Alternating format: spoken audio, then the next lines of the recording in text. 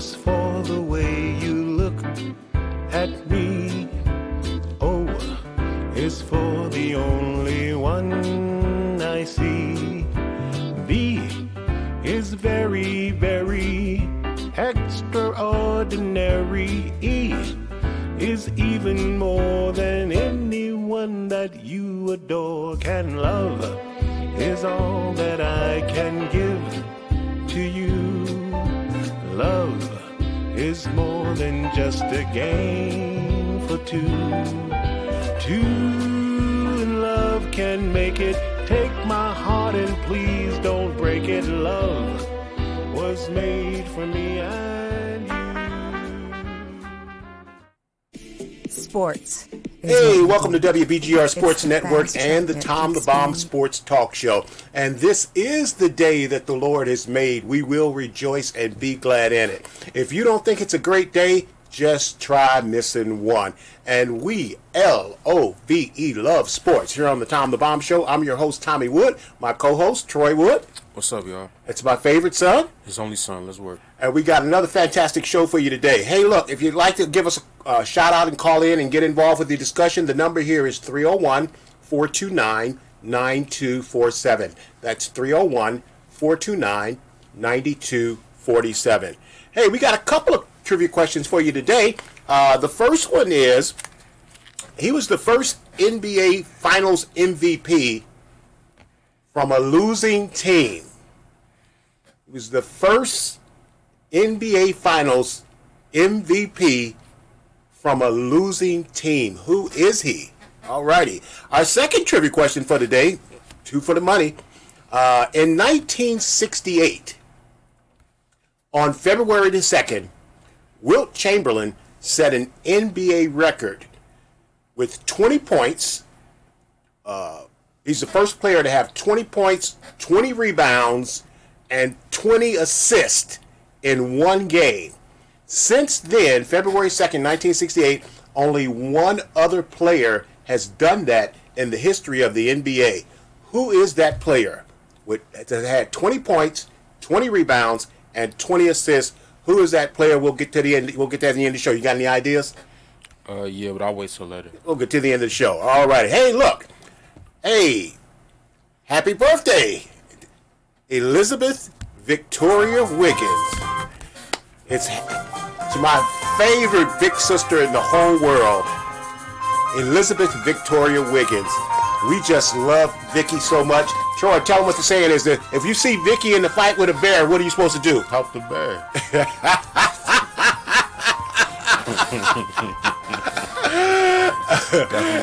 So we just wanted to say happy birthday to our big sister. We love you so much. We've had our vaccines. Things, we're gonna travel safely, but we're gonna be coming home pretty soon, and we're all excited about coming home in May. So when I get there, I have to hit all of my sisters. So there's Vicky. Her birthday was yesterday, and then there's Kim, Left Hand Low Love, Marva, Precious, my favorite. I'm sorry, everybody can have a favorite. Okay, Marva's my favorite. It is. Look, she cleans so well. Can you be my maid? She gonna kill me. Yeah. You so clean. Can you be my maid? And then there's White Donna or Tater or TT. They're still to this day the prettiest baby that I've ever seen. And like I said, we know our sisters. We love our sisters dearly. We know them affectionately known as the Stingeon Witches.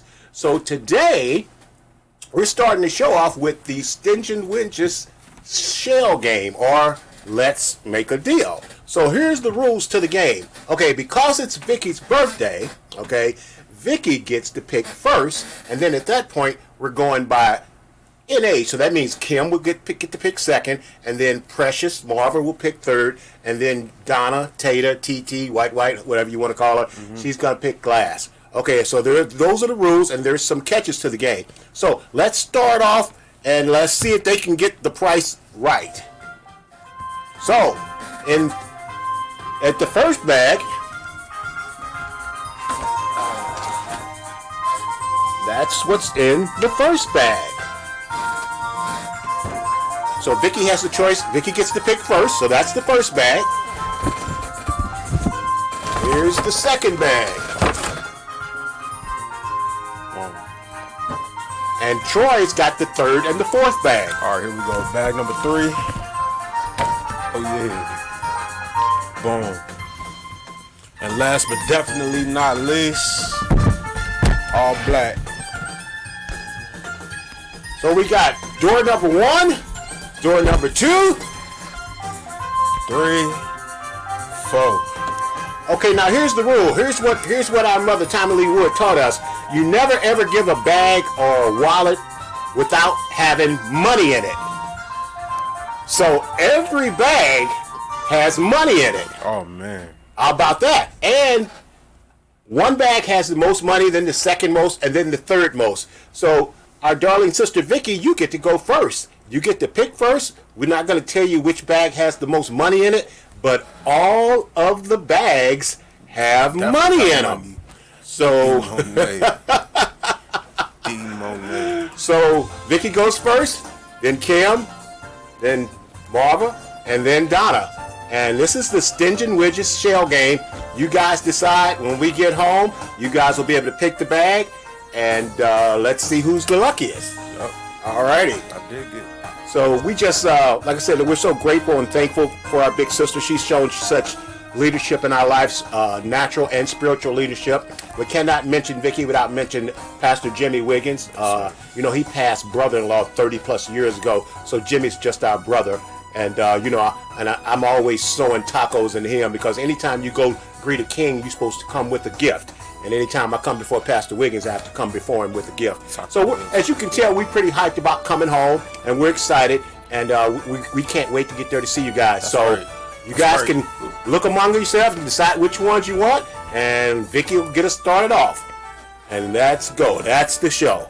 That's the game. All righty. Okay, put these down, Troy.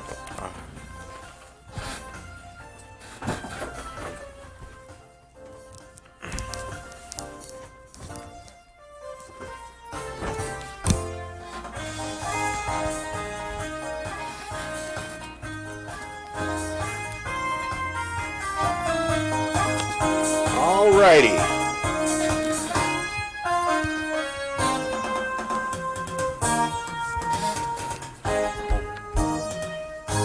Alrighty, that's the Stingin' Shell game. Hey, look, I also need to give a shout out to Mr. Tommy Little Grayson. Today is Grayson's birthday as well. Mm-hmm. Hey, Gray.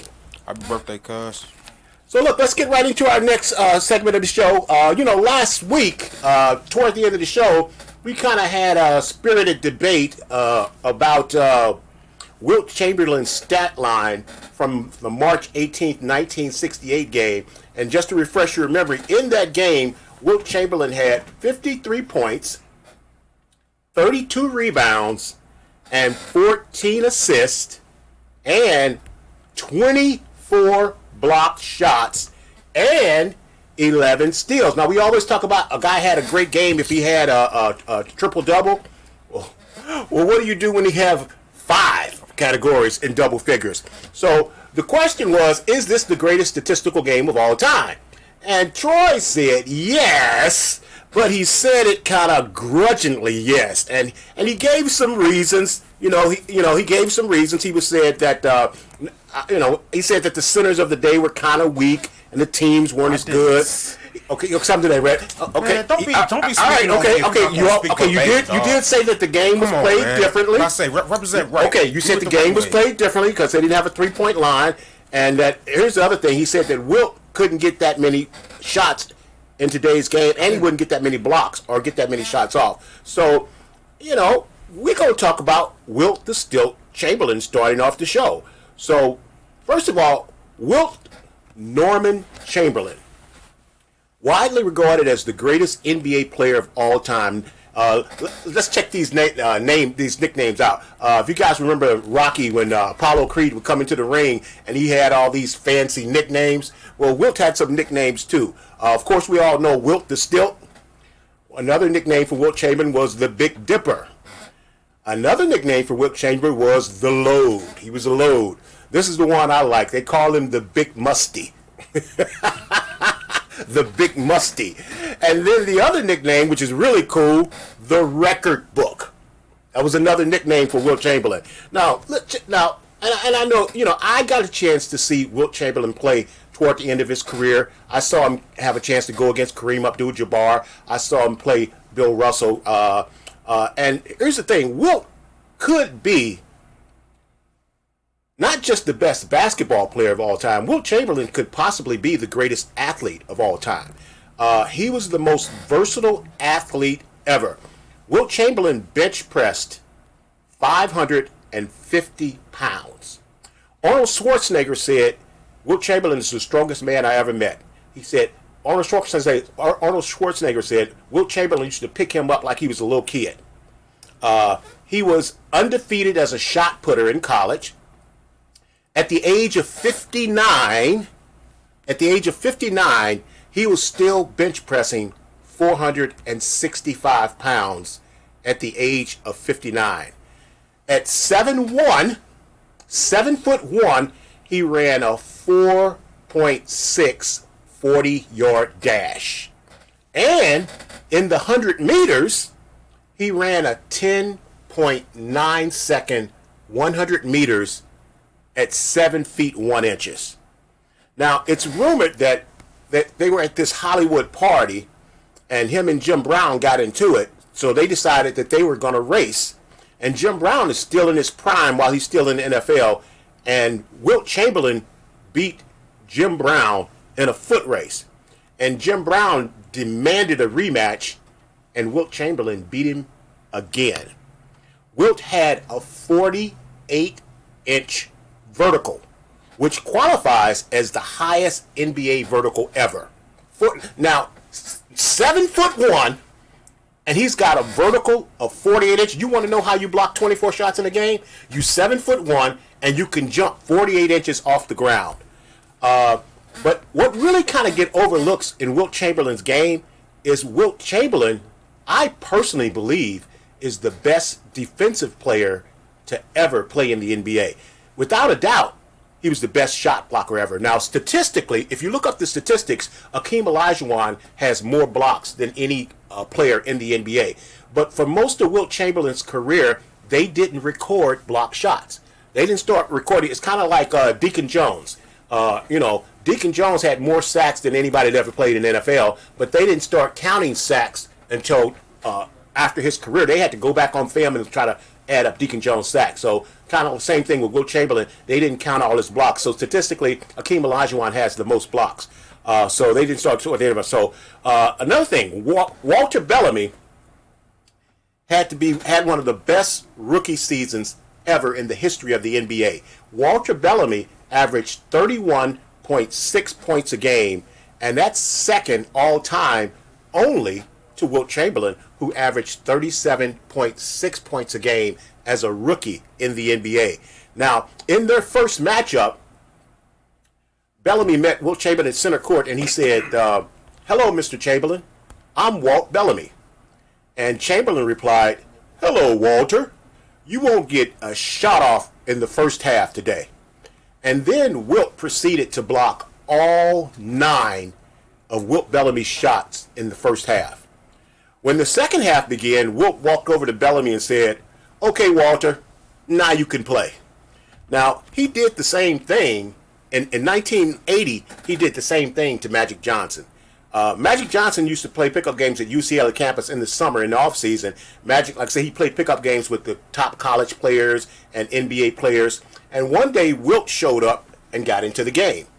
Now, Magic called a non-existent foul on Chamberlain, and Wilt got mad and announced that there would be no more layups in this game. And then he proceeded to block every shot that Magic Johnson took from then on, and he ran Magic Johnson out of the gym. He's also the only player to ever block Kareem Abdul-Jabbar's skyhook. Only player to ever do that. The fellow NBA player and coach Jack McMahon said, "The best thing that ever happened in the NBA is that God made Wilt a nice man, because he could have killed us with his left hand." Wilt was often quoted saying, "Nobody ever loved Goliath." So I wanted people to see the skill of my game, which is why I didn't dunk it that much, because I didn't want my game to be all brute force. He later admitted that trying to be a finesse player and a skillful scorer hurt his career. He said, if I had just taken the ball to the basket, I would have averaged 70 or 80 points a game. Can you imagine Michael Jordan saying, I'm not going to score anymore and I'm going to start passing the ball more? Can you imagine Michael Jordan doing that? After the 1965 season, where Wilt Chamberlain averaged over 40 points a game, he decided to become a more complete player. He decided he was going to make his game more complete. And to this day, Wilt Chamberlain is the only center in the history of the NBA to lead the league in assists. That's impressive, ain't it? That year, he only averaged 13 shots a game. And so then the press jumped all over him saying that he couldn't score like he used to. So he responded the next 3 games scoring 60 points, 56 points, and 48 points in the next 3 games after that article was written. Wilt was just playing with everybody else. At 7-1 on March 2nd, 1962, Wilt Chamberlain set the NBA record, single scoring record of 100 points. He also had 25 rebounds in that game. He made 28 free throws, and it was over the New York Knicks. The score was 169 to 147, so it's not like the Knicks wasn't scoring in that game, Troy. Now, these are just some of the things. Well, when I looked over the record book, it looked like an encyclopedia. It just blew my mind, and I can't cover all the information, all the records that Wilt Chamberlain set. I'm going to go over a few with you. That year, Wilt Chamberlain averaged 50 points a game. And I just told you in 1965 he averaged 40 points a game. He broke the NBA scoring record 71 times. 71 times he broke the NBA scoring record. His career stats of 30 points per game, he had an average of 30 points a game and 23 rebounds a game and 4 assists over his whole career. Not one season, over his whole career. He averaged 30 points, 23 rebounds, and 4 assists. He was a 13-time All-Star. He grabbed 2,000 rebounds in one season. In one season. He had 7 scoring titles. He had 9 field goal percentage titles. He had 11 rebounding titles. And like I mentioned earlier, he had 1 assist title as a center. In his career, he scored 31,419 points. He got 23,924 rebounds. And, Troy, he averaged 46 minutes per game. He was voted one of the top 50th greatest player in the NBA history. Slam magazine in 1996 voted him the 2nd greatest player of all time. In 2011, ESPN had this awesome documentary where they ranked the top 100 athletes over the last 100 years. ESPN in 2011 voted him number 13 best all-time athlete over the last century. Check this out. He holds 72 NBA records. 72 NBA records. Now, these are some of the records that people say will never be broken. You know, like the hitting streak of 56 games in a row in baseball. These are records that say will never be broken. 100 points a game. They say they don't think nobody's going to score. The person is second is Kobe Bryant. Kobe Bryant scored 81 points. And so that's 81. That's really not even close to 100. In that game where he scored 100 points, he also had 23 rebounds. Another record is he averaged 23 rebounds a game. 23 rebounds a game. That's a record that'll never be broken. He averaged 50 points for a whole season. That record will never be broken. He grabbed 55 rebounds in one game. That record will never be broken. He scored 65 points 15 times. 65 points 15 times. He scored 50 points 118 times. He has the record for the most points scored in a half. He scored 59 points in one half. Do you think that record will be broken? And he's the only player to score 60 points in back-to-back games. He has the record for the fewest game to get to 15,000 points. It took him 358 games to get to 15,000 points. Michael Jordan is second. Michael Jordan took 460 games to reach 15,000 points. Now, this is interesting because I just told you he owes 72 records, but this is what Wilt Chamberlain says. This is the stat that Wilt Chamberlain is most proud of. Of all those scoring records, what do you think the stat that Wilt Chamberlain is most proud of? 100-point game. 100-point game? The stat that Wilt Chamberlain personally says he's most proud of is that he never fouled out of an NBA game. Can you believe that for a center? He never fouled out of an NBA game, and he says that's the stat that he's personally most proud of. That's impressive, isn't it?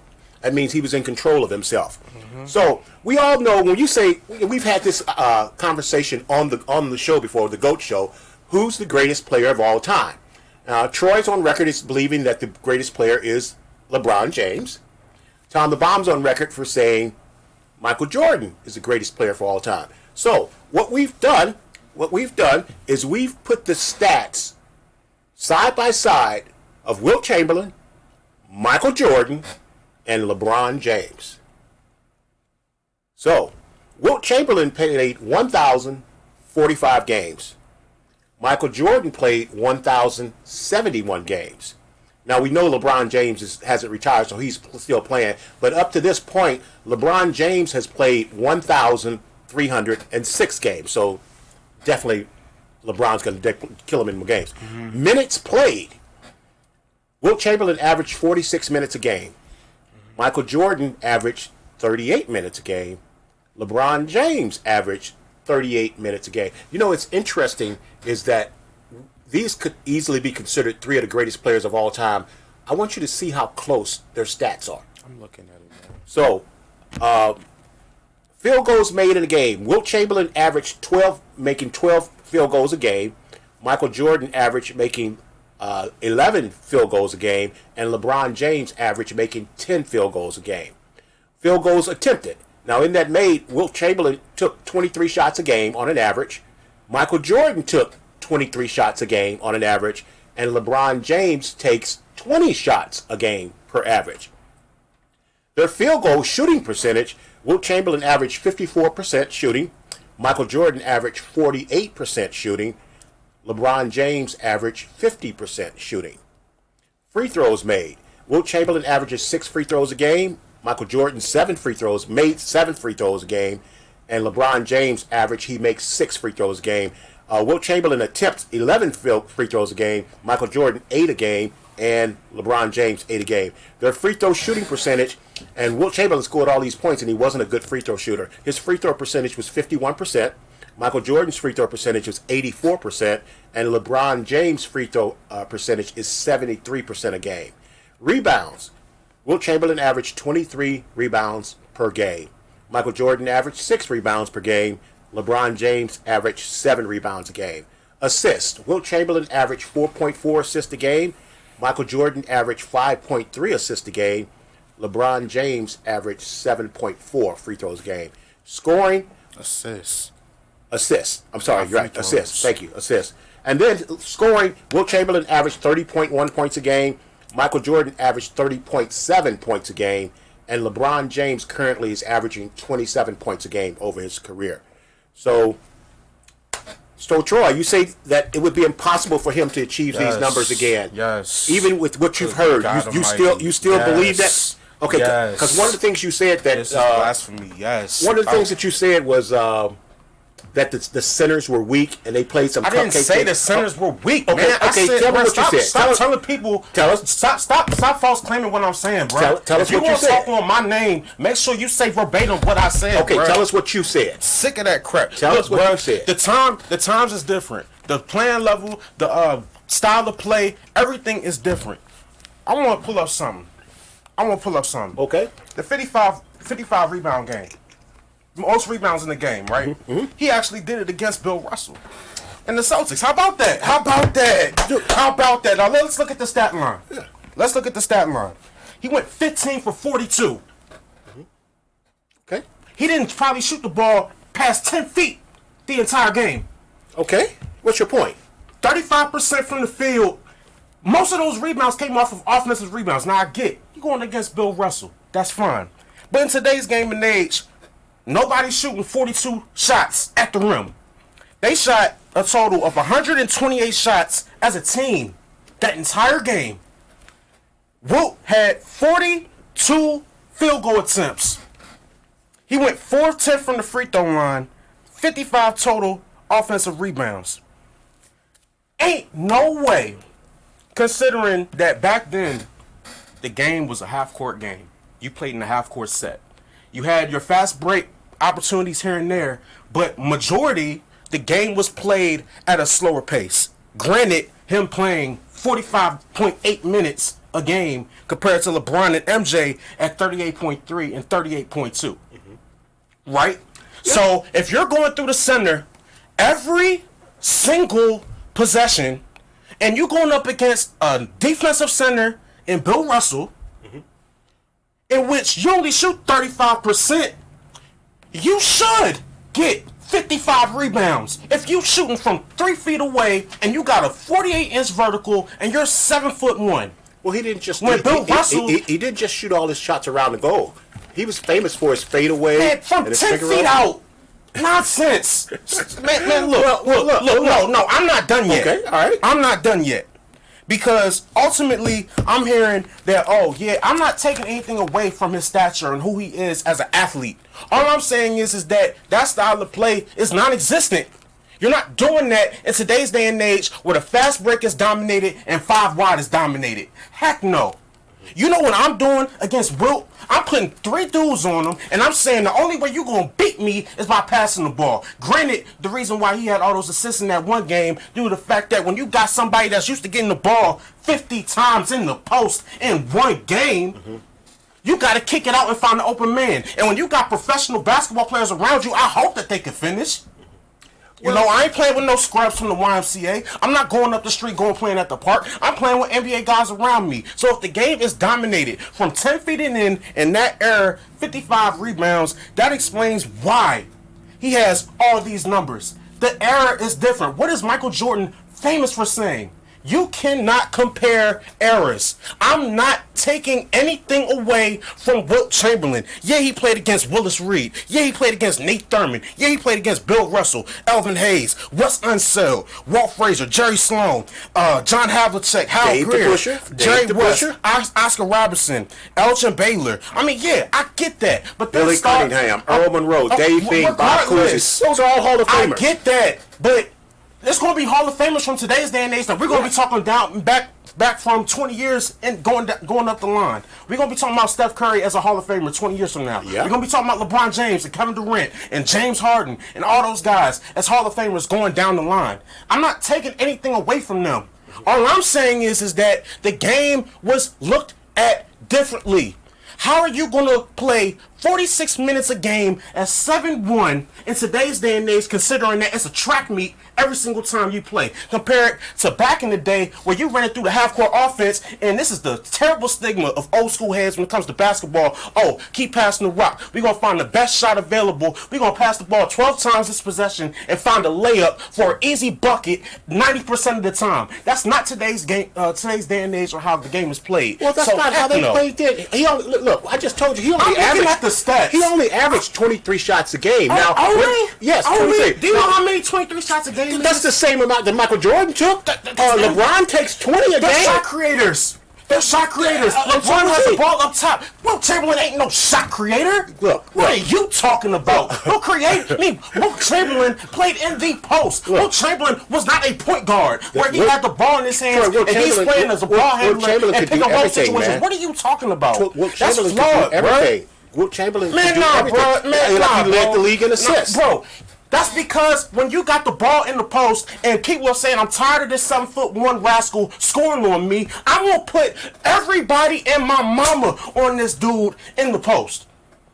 And then when you got 2-3 guys collapsing, this what makes Shaq such a great passer. And this what makes Nikola Jokic such a great passer. Because when the double team and triple teams come, they know exactly where to go with the ball. I'm not taking anything away from Wilt Chamberlain. All I'm saying is that when you got Goliath amongst a bunch of Davids, you're supposed to go to Goliath 50 times a game. But when everything evens out and then the play style changes up to where, all right, we're going to put Wilt Chamberlain in a one-on-one ISO against a guy that can take him off the dribble. It's different. It's not the same. That's all Michael Jordan says. You can't compare eras. I'm not taking anything away from who Wilt Chamberlain is. But just because I'm the youngest in this room don't mean that I don't know what I'm talking about. You're not doing that. He's not doing this in today's day All and I'm age. saying, if Wilt Chamberlain played 24 today, blocks. if Wilt Chamberlain played today, he would still be the best player on the floor. Because nobody was more athletic. Nobody was stronger. So you're telling me Wilt Chamberlain will come in today's day and age And he'd be the best player in the league. NBA. You're drunk. Yes, You're drunk. he'd be the best player he don't in the even NBA. drink, and he's drunk. Because there's no way that you can tell me. No. He'd be the best player. And the reason he took all those shots against Boston because Boston's team was better than Wilt Chamberlain's team. He took 42 shots. He needed to do that.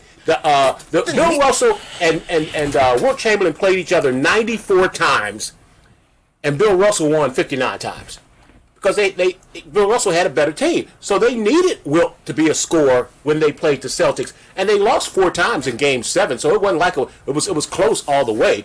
But that's why he took that many shots against the Celtics because his team needed him to be the scorer. Man, how many shots did he have in a 100-point game? What, 60? I don't know. It's over 50. I know, but I know that for a fact that it's over 50 shot attempts. He made 28 free throws, and that was the big reason he scored 100 because he wasn't a good free throw. In the game that he scored 100 points, and what was his free throw percentage when he made 28 he had 32. He made 28 out of 32. Okay, which so means that he actually had a great game on the free throw line. He got to free throw line 16 times. 32 times. He made 32. Right, 16. Right, 16 times. Right, I see what you're saying. Yeah. So he took 32 he's free had throws. 16 opportunities to get fouled at the basket, in which a lot of calls probably didn't even go his way, where it should have been a foul. Right. Meaning that's the focal point of the Los Angeles Lakers during the 60s. You are going to feed the rock to the dude that is by far head over heels better than everybody.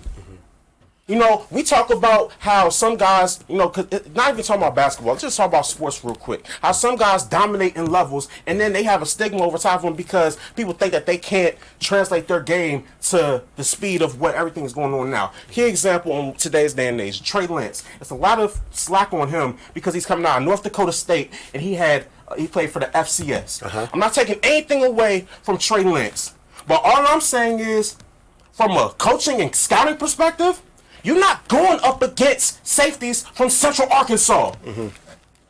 You are going up against the cream de la crop. Mm-hmm. And everybody that plays sports knows it don't matter if you got the best player. It's all about everybody else around you. If I make sure that Wilt's out the game, I guarantee you, everybody's perspective on Cuz is different. Let's ask you guys. If Wilt Chamberlain is in his prime, and he's playing in today's NBA, is he the best player in the league? That's a question. What do you guys think? We're watching here on Facebook. Chime in and let us know what you think. Because in today's day and age, the last center to win MVP, Gus says, is Shaquille O'Neal. Shaquille O'Neal is the last center to win MVP. Exactly. And back then, that's the bridge point which kind of fell off, in which playing through your center, through the low block, was the #1 option for teams in the league. The Dikembe Mutombos was looked at as all-stars all throughout the league because you needed somebody to hold on to Shaq in the fourth quarter after he done backed into you 30 times throughout the game. You're not doing that no more. Even with guys like Joel Embiid. Joel Embiid is not a low-post center. He is an all-around center. He'll score you from 30 feet. He'll score you from 15 feet. He'll take you off the dribble. He'll back down on you. He'll set off-ball screens. He'll go pick and roll with Ben Simmons. Look, as time goes on, generations are supposed to get smarter, faster, and stronger. That's a fact. So knowing that the game has evolved and it's no longer you shoot 55 layup attempts in one game, it changes the aspect of it. Holla at me when Wilt Chamberlain is in a one-on-one situation from 25 feet out, and yet still, without getting to the rim, is giving people buckets on a consistent basis. Then we can talk. But until then, I don't want to hear because of stats from 1968 against guys from the YMCA. And yeah, I'm being disrespectful.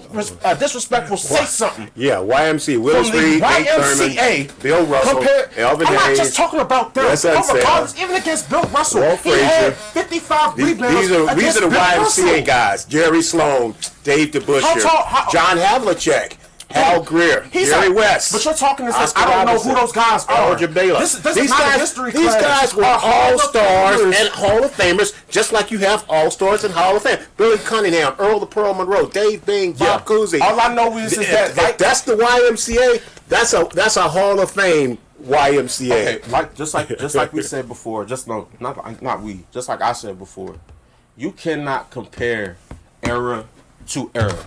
It's that simple. I know who those guys are. I don't need a history lesson on who Bob Cousy is and who Jerry West is and Bill Russell and Wilt Chamberlain. I don't need no history lesson. I know who they are. Trust and believe, especially coming from the family that I come from.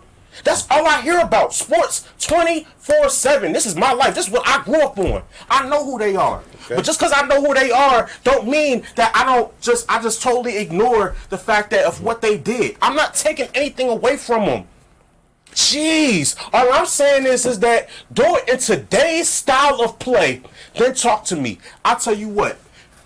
Today's day and age, you bring them big, clumsy, two left-footed big men out on the perimeter, they're going to get embarrassed by these guys in today's age. If I'm 7'1" and I run a 4.6 40 and I run a 10.9 Jesus. I'm not 100 meters I know and I can high jump 6'6", dog. What makes you think that I'm clumsy and slew-footed? I'm not talking about Wilt. Okay. You think I'm just talking about Wilt? Okay. I'm talking about the whole collective in the NBA, period. Okay. And even with Wilt, who did Wilt have to guard on the perimeter like a guy that can take somebody off the dribble at the 4 or 5 position? That's not the game style. When I grew up, I was the biggest person in my age group, going all the way up to 7, 8 years old. I was always looked at as a center. He taught me from the jump on how to constantly back into somebody and work through the post. I learned all of that. Come to find out, the style of play don't even translate to today's game and age. We didn't focus on that in almost any level that I played ball in. And I played ball AAU, high school, varsity level. Could have played college if I really dedicated myself to it. So I know what I'm talking about towards this situation. I'm not just rapping and talking out the side of my neck. I know who Wilt Chamberlain is, but there wasn't a wide majority of Wilts back then. Now in today's day and age, you can find somebody off the street that can give somebody 30. Due to the fact that the way that they play, the way that they prepare themselves, and the way that they go about their business to perfect everything. Not just being a one-trick pony. Not just being a center that's supposed to rebound and play defense. No. Today's centers, we want you to be able to take guys off the dribble, one-on-one situations, hit the corner 3, pick and roll, pick and pop, all of that. Okay. When everybody becomes more well-rounded and versatile, then talk to me. Until then, my opinion stays the same. If you got a problem with it, let me know. The chat's wide open. Please, talk to me. Okay. Because I'm not hearing that, bro. All right. So the other NBA news and updates. Did you happen to see Steph Curry sinking that ridiculously with his left hand left-hand shot from the three-point line and torching the Celtics for 47 points? And Steph has scored 30 or more points in 10 consecutive games. Okay, right off the bat, best shooter of all time? Yes. Best shooter of all time. Here's a question. Is he the best offensive weapon in NBA game today? Yes. Talk to me about Steph. Because Steph can not only shoot off the catch, he can create his shot off the dribble. Mm-hmm. Steph can break you down from 35 feet out, and just like Damian Lillard, make a 35-foot shot seem like a layup. Mm-hmm. If you don't get your hand up and contest from 35 feet out, he, 9 times out of 10, is going to make that shot. So where does Steph rank in the top point guards of all time? Of all time, it depends on what you're looking for. Well, it really depends on what you're looking for. Okay. Top point guards. Top point guards. I would probably definitely say I don't know. Definitely top 5. Definitely top 5. Without question, top 5. But like I said, it really depends on what you're looking for. I say he's more an effective scorer than almost any point guard in the league history. You know, considering the fact that he scores and has a high percentage shooting from almost anywhere on the court, you always have to know where he's at. That changes the aspect of how you defend not only him but everybody else on the court. If he beats somebody off the dribble, you have to have somebody in position for help side defense. That leaves guys like Klay Thompson and all those other guys open. He creates shots not only for himself but everybody else around him. So from an offensive perspective, he's the best point guard ever. Now from an all-around perspective, top 5. Because he's not that he doesn't play good defense, but he's more known for his offensive game than he is his defensive game. Now, guys like Will Chamberlain, Magic Johnson, who can play multiple positions on the court, who can bring the ball up and then bang in the post with the centers and big men, can literally, with the ball in their hand, just run full sprint and not lose control of the ball. He's probably the greatest point guard in that sense, with being an all-around guy, somebody that you just look to be able to find the best play possible in each situation. But from an offense perspective and an offensive threat perspective, without question, Steph Curry's the greatest ever. Hey, during this 10-game stretch, Steph is averaging 47% from the three-point line. Without Klay. Without Klay. He's actually averaging 39 points a game over this 10-game stretch. And, of course, as usual, he's a 90+% free throw shooter over the last 10 games. I got Magic ahead of him, but I don't know if hardly anybody that I would take ahead of Steph before Magic. I don't know. And like we was just talking about, it really just looks at what you view as more important for ranking point guards. Because, like I said, I'm not taking nothing away from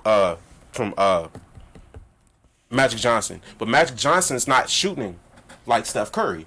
And last I checked, 3 points is more than 2. So when you got a guy that can literally, even if you're down 20 points, I can't tell you how many times I've seen Golden State be down by like 16, 18 points. And then in the midst of 2 minutes, 5 possession changes, 5 defensive stops, they're down 4 points. They're down 3 points. The game's tied. You know, you can't count out.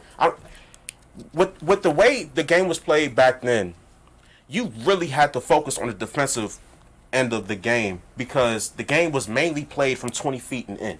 So you weren't really relying on three-point shooting to bring you back out of a hole. When you got a guy that is just as effective from 30 feet as he is from 10 feet, you have to look at him differently. The game has never seen a guy like Steph Curry beforehand. Now, there are guys that have similarities and a similar play style, but like we said, the game plan in which that was played back then, the coaches really didn't allow the freedom for guys to play like Steph Curry back then. You know, it's pass the ball. As a point guard, your job is to what? Distribute. Exactly. Not be Kyrie Irving, not be Allen Iverson, not be Steph Curry. That's what I mean when I say the game has changed. And I'm not saying guys in the past couldn't do it, but based off of stats and what we see on film, the proof is in the pudding, man. Mike. They've ruined the game that you love, Mike. I mean, and people can say that they ruined it, bro. That's cool. But they've ruined the game that you love, Mike. This is the business that we have chosen.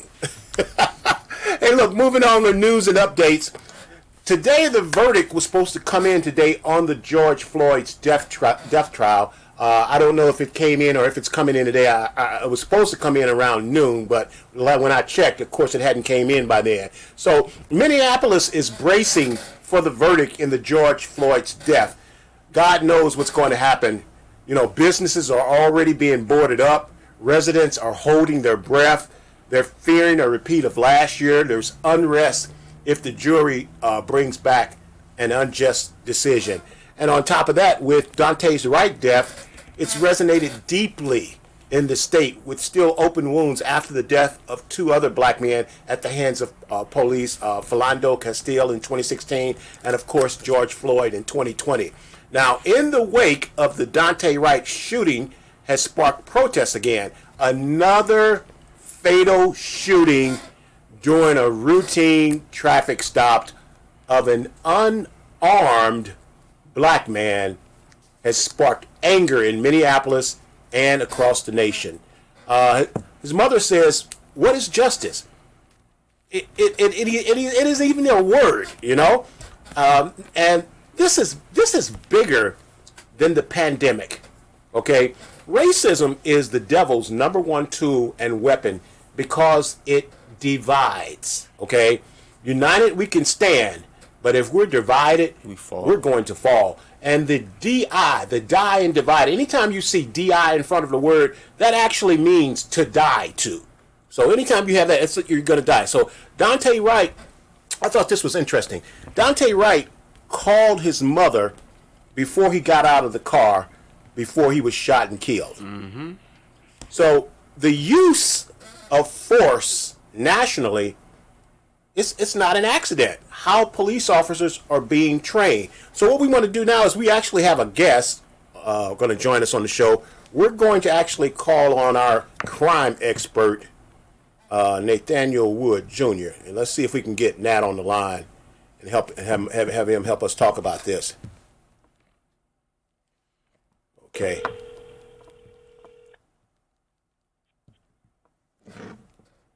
Hello. Nate?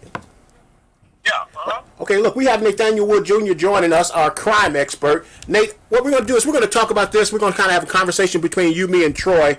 Officer Kim Potter was arrested and charged with second-degree manslaughter on Wednesday after the medical examiner determined that Wright's death was a homicide.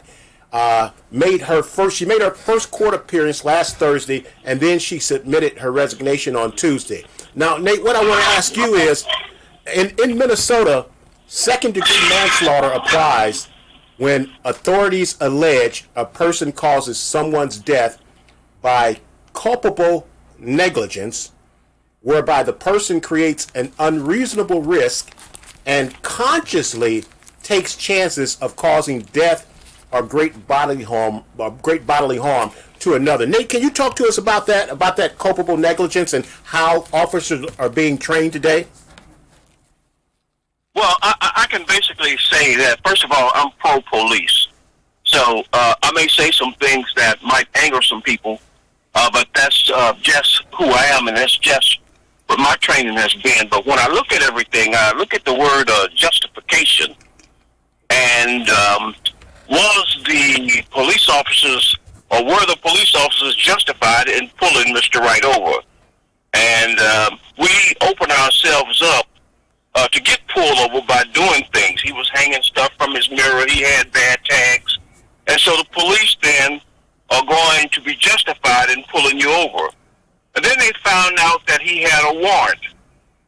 Well, were they justified in asking him to get out of the vehicle? Yes, they were justified. And were they justified to put handcuffs on him? Although I thought some tactical mistakes were made in terms of them moving him away from the front of the car and putting him on the back of the car. But when he broke loose, when he broke away, I thought the officer was justified in pulling her weapon. And if she thought her life was in danger, she may have even been justified in using deadly force.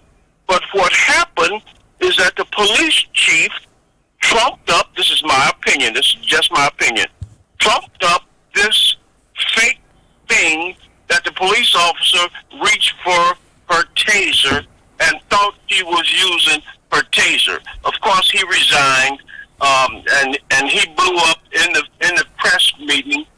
But I thought that was a lie. And I thought if they would just come down and say, hey, look, he got back in the car. When he got back in the car, I thought he was reaching for a gun, and I fired. Well, you still got a homicide, but you don't have it to the level that it is now with the bold-faced lie. Some people think that we are stupid when you're going to mistake a yellow taser for a black 9mm. Yep. They say it in the old days. I don't want to be like Troy. That dog will hunt. So I'm just kind kind of thinking that the whole thing with the Wright case is based on a lie, and that's what took it over the edge. But I thought the police officer may have been justified in pulling her weapon. Usually when you pull your weapon, Tom, your finger is not on the trigger until you're ready to fire. And so then we're talking another side of that. We're talking de-escalation. I don't want to take all the time up, but could the police officers had de-escalated? That means backed off. Could Mr. Wright have de-escalated and complied with the quote-unquote lawful order? So, but I think that it's a lot of textbook stuff in that Wright case, and I think that it all blew up because of a lie that the police chief told that he was trying to get her off, that it was an accident. I don't think it was an accident. I thought it was a homicide. But you talked about the homicide case, but not murder, but what was the other one you talked about? Culpable negligence. Negligence. Culpable negligence. So, yeah, I thought that's a charge that she would have got anyway without even saying that she reached for her taser. So anytime you kill a person accidentally, that's a homicide. Troy, what's your take? It was justified that he should have been pulled over. It was justified that he should have been asked to get out the car due to the fact that, like my uncle said, warrant, tags, destruction of vision with the thing hanging from his mirror. Dude should still be alive. He shouldn't be dead. And that's all it comes down to. I feel like my uncle was 100% correct. I feel like the whole we thought it was a taser was just a cover-up. If they would have just owned up to it and said, we thought he had a gun, we thought he was this, we thought he was that, then that would have made the situation better. My issue is that now we've heard the same tune over and over and over. People use excuses to get themselves out of situations that they know shouldn't have even been that serious to begin with. It's fear. People fear what they don't know.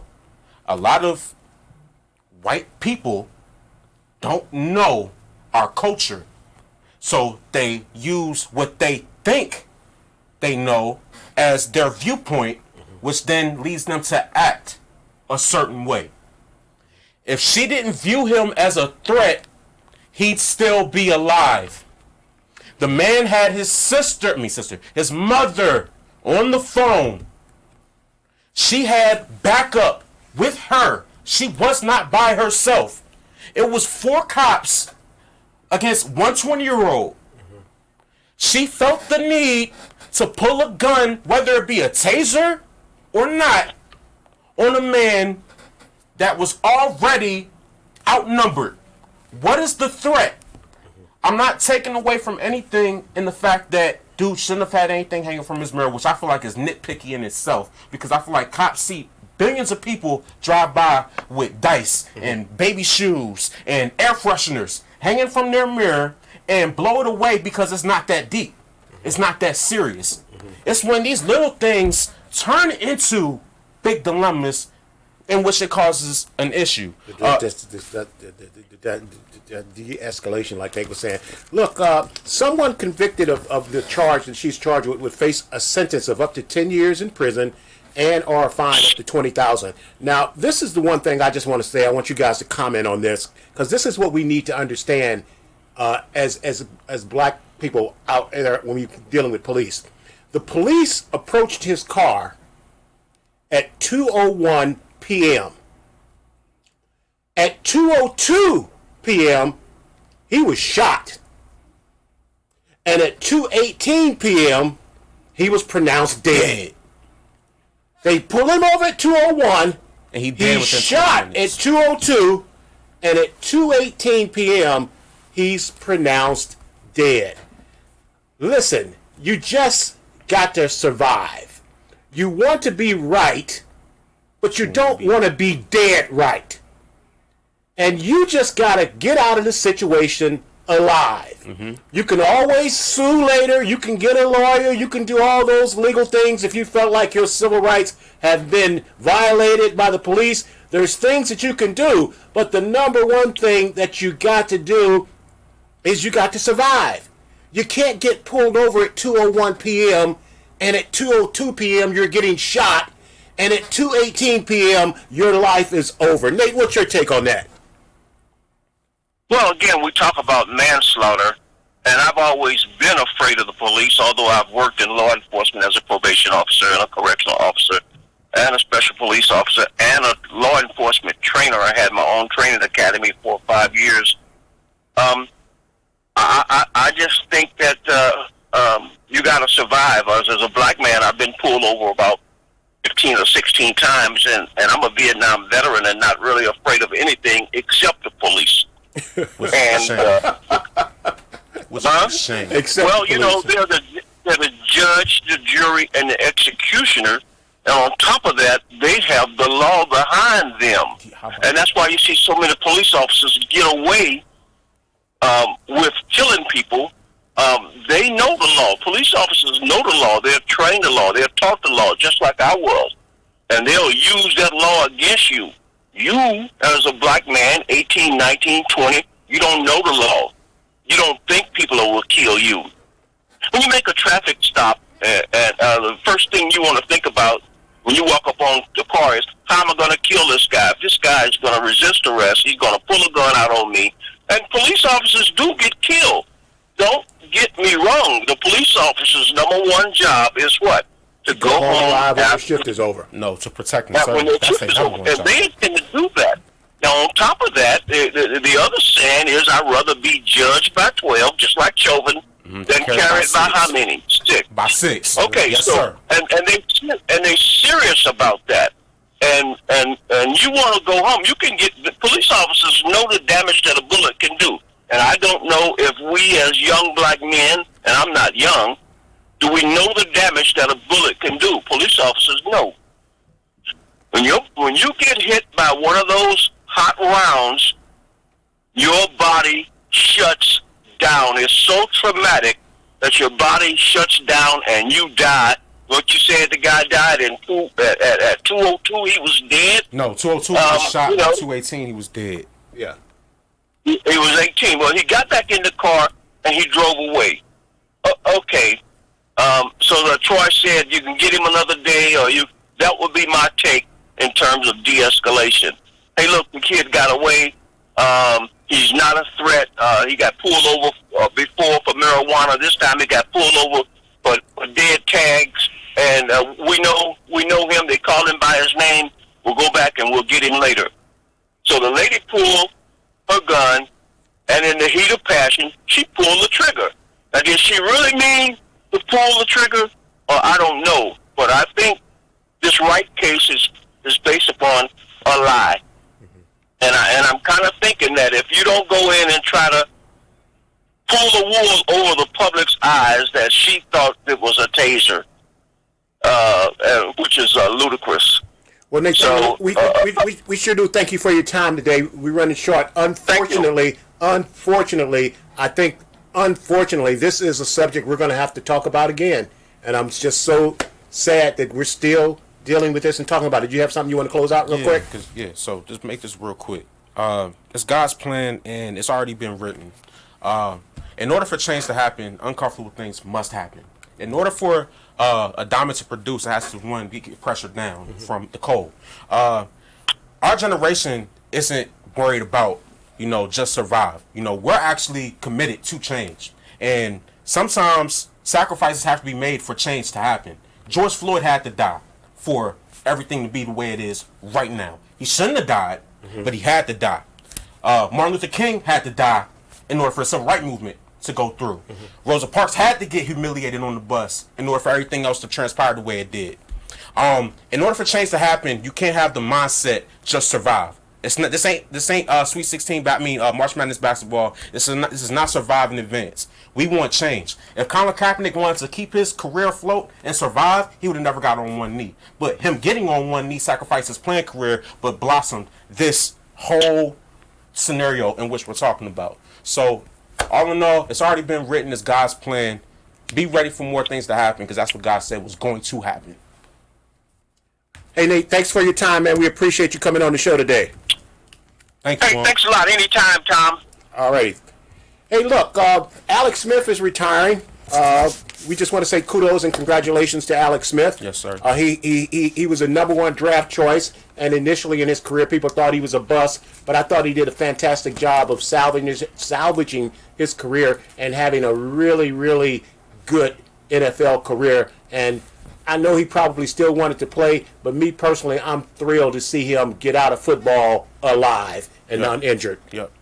Hey, look, next week's guest on the Tom the Bomb Show is going to be one of the greatest female athletes of all time. Next week, we're going to have Jackie Joyner-Kersee on the show, so be sure to join in with us next week to be able to hear from Jackie and see what she's got to say. We've got the Olympics coming up this year, so it'll be very, very interesting to get Jackie's take on a lot of things. This is following up on our continuing show of East St. Louis City of Champions and all the talent that comes out of this little tiny city in southern Illinois. Hey, look, tomorrow I'm going to be teaching Boldly Receiving and Reigning on God's Promises.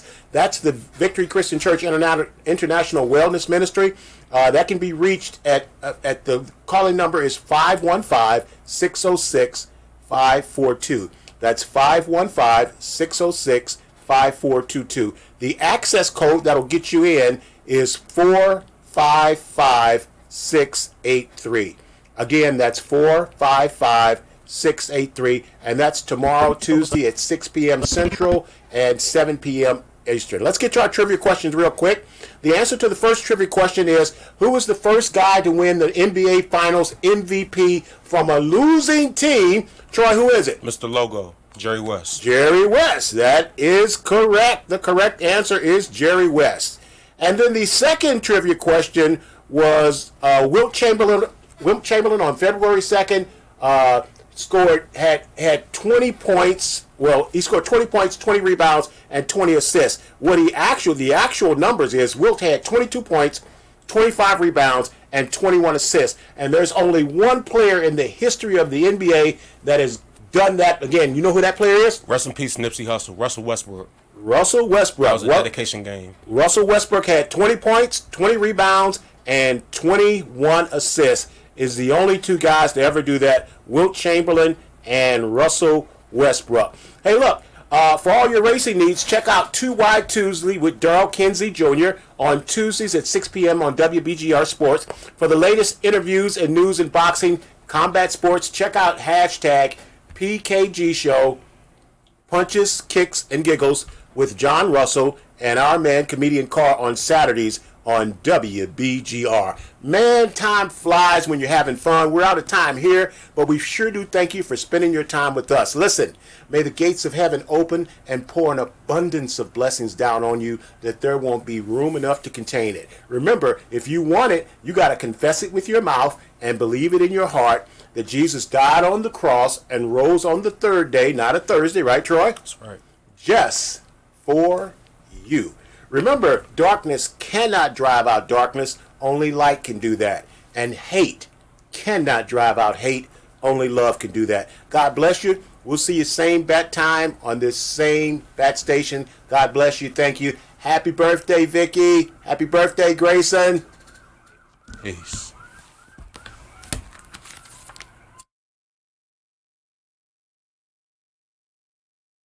Love can make it. Take my heart and please don't break it. Love was made for me and you. Sports is what we do.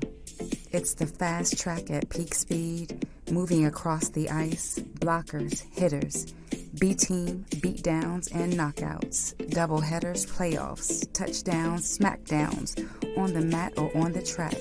The spirit of a champion. The triple-double. Make that double front flip. This is what we do.